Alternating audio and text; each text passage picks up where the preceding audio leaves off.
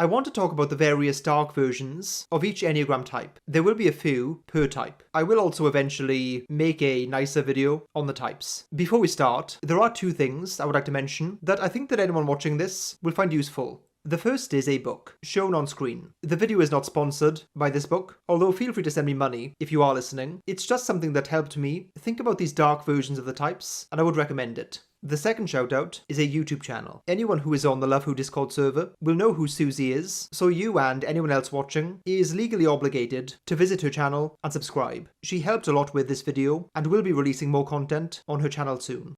The dark side of the Enneagram Type 2. Sacrifices with strings.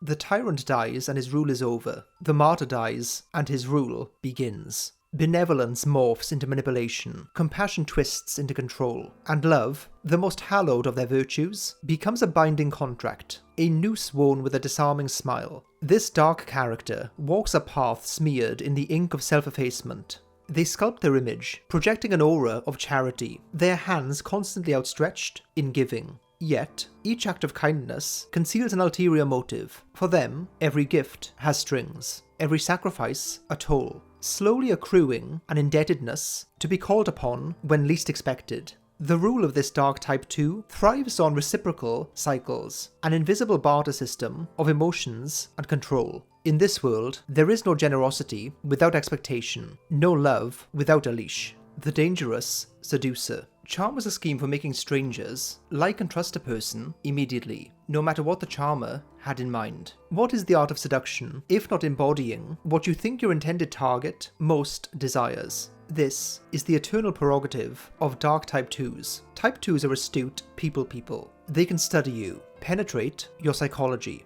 and most importantly, become the thing you lack. The missing piece in the jigsaw of your life, or so it seems. A healthy type 2 would still, to a degree, take the same approach where they will fill the gaps in your life in a way that helps you. A dark type 2 will move on to the next shiny object that comes along. The seduction is superficial. It does not run deep.